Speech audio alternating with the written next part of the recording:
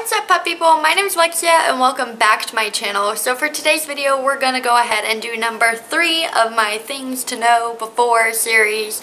And today we're going to talk about a general blanket of things to know before getting any type of snake. So if you're interested, have a snake, want to get a snake, or just on this channel, please keep watching.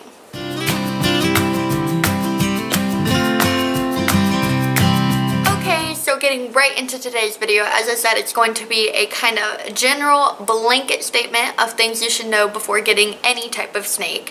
While I will be going into things you should know for specific snakes, like I did with my things to know before getting a hognose video, linked somewhere up above, I will be going over today specifically any type of snake. Whereas, like I said, I will be going over specific snakes in the future. So the first thing I feel like everyone needs to know before getting any type of snake is that you will have to feed it a mouse or rat or dead creature of some type. You can feed live. I personally do not because I believe it is harmful to the snake, and it can be harmful to the snake to feed live, so I just go with frozen. But it is good to know that you will have to feed some type of dead creature or living creature, depending on how you feed it, to your snake. You cannot feed your snake just eggs or things like that unless it's specifically an egg-eating snake, but even then you should give them a variety. You should never ever try to feed your snake anything that is not intended for snakes, such as, you know, reptilinks. I don't believe those are good for snakes. You shouldn't feed them any type of non-snake safe food. You should not try to feed them any type of other animal food in general. Just no, no, no. You have to feed them either a live and or dead rodent more oftentimes than not. And if you are uncomfortable with doing that or uncomfortable with the idea of that, do not get a snake, because that's the #1 thing that you have to get used to once you have a snake. Thing you should know before getting a snake number 2. Not all snakes are small. Not all snakes are extremely large. Snakes vary in sizes based upon their species and or subspecies of that species. For example, my Honduran milk snakes that I had got a lot bigger than other milk snakes, and then my hognose is a lot smaller and will stay a lot smaller than other breeds of snakes, such as my ball python. You need to do your research with snakes and can't assume that all snakes can fit into like a 40-gallon enclosure. That is not the case. Some snakes get way larger than others, and it's just a thing you need to research before going into it. If you want a small snake, hognoses make a great snake, rosy boas make a great snake, Kenyan sand boas stay a little bit smaller than other species such as ball pythons, which do get into the mid-size range, I would say. And then there are things such as rainbow boas and, like, you know, retic pythons that get absolutely massive, and I do not recommend to someone unless you are willing to make that commitment and pretty much dedicate an entire room or like an 8-foot, 9-foot sometimes enclosure to these reptiles.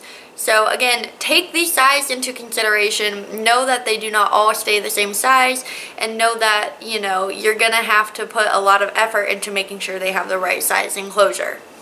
Item number 3 I want everyone to know, similar to how they don't all stay or get to the same size, not all snakes have the same temperament. Some snakes are known to be a little bit more bitey and aggressive than other snakes.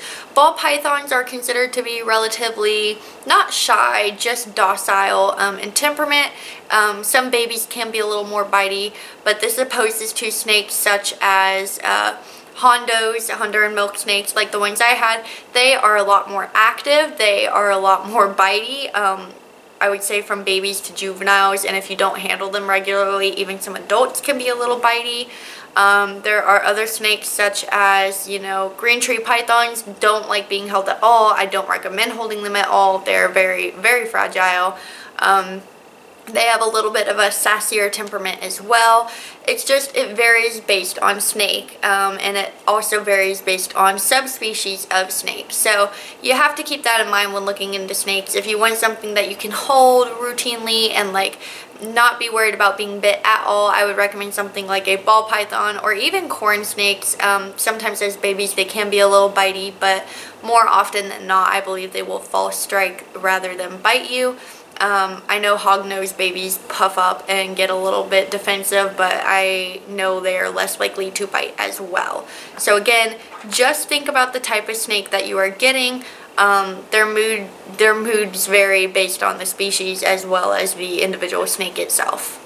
Okay guys, so the next thing I feel you need to know that, again, doesn't only apply to snakes but every reptile in general, is the heating gradient. You need to look up the specific heating gradient for your snake, meaning there is one side of the enclosure that needs to be cooler and one that needs to be a lot warmer.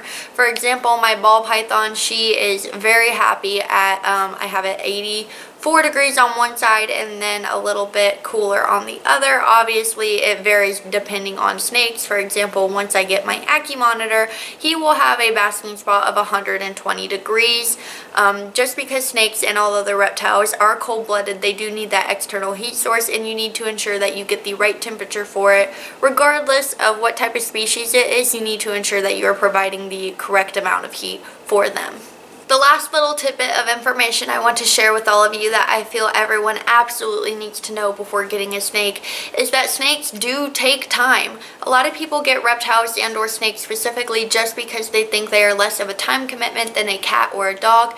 And while this is true, you still need to allot a certain amount of time every day to check the water bowls and check the humidity and or temperatures of the enclosure, as well as set aside an amount of time each week to clean the enclosure to make sure that you are handling your reptile often enough. Just because if you do not handle them, they do not get socialized enough and can become more bitey and or aggressive than they would if they are handled regularly. So you do need to set aside a specific amount of time each week and day to ensure that your snake is okay. If you cannot do this and feel like you're just getting a reptile that you can leave for weeks at a time and only check on every 5 to 10 days, this is not the reptile for you.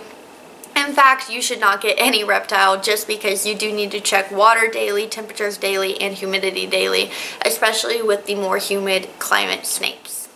Okay guys, so you made it to the end of the video. I know today's video was a little bit shorter, I think, than my previous view. I don't know. We'll see what it comes to once I'm done editing it. But thank you guys so much for watching. I hope you learned something about snakes that you did not know before, or I hope that you guys are taking these things into consideration when looking into getting a snake if you don't already have one.